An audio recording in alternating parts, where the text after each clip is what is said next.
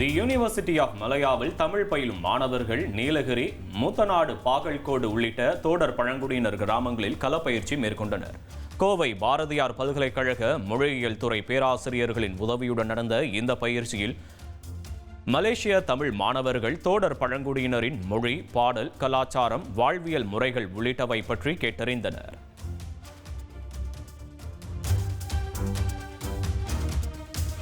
மக்களுடைய எண்ணிக்கை குறைவாக இருந்தாலுமே அவர்கள் அவர்களுடைய கலாச்சாரத்தையும் பண்பாடையும் பாதுகாக்கிறதுக்காக நிறைய விஷயங்கள் அவங்க பண்ணிக்கிட்டு இருக்காங்க. இன்ன வரைக்குமே அவங்க ரொம்ப பண்பாடை தக்க வச்சுக்கிட்டு இருக்கிறாங்க. அதுக்கப்புறம் அவர்களுடைய மொழி அவர்களுக்கு எழுத்து வடிவில் அவர்களுடைய மொழி இல்லை, அவங்களுக்கு பேச்சு மொழி தான் இருக்குது. அப்போ அதனால பாரதியார் பல்கலைக்கழகம் அவர்களுடைய மொழியை பாதுகாக்கிறதுக்காக அவங்களுடைய பேச்சு மொழியெல்லாம் எடுத்து அதை ஒரு டாக்குமெண்ட்ரியாக பண்ணி கொடுக்கறதுக்காக நான் நிறைய முயற்சிகள்லாம் செஞ்சுட்டு இருக்கேன்.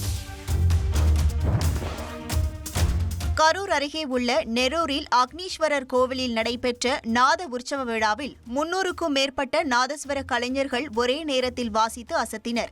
நெரூரில் உள்ள அக்னீஸ்வரர் கோவிலில் 16ஆம் ஆண்டு நாத உற்சவ விழா சிறப்பாக நடைபெற்றது.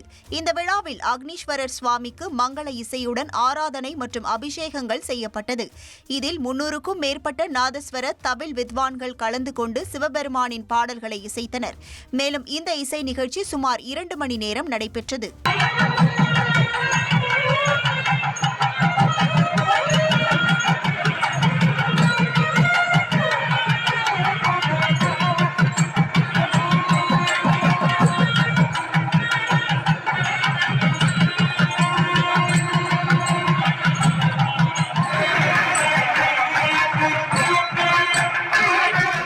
உங்கள் தந்திவன் தொலைக்காட்சியில் வீர ஆஞ்சநேயா தினமும் காலை 8 மணிக்கு காணத் தவறாதீர்கள்.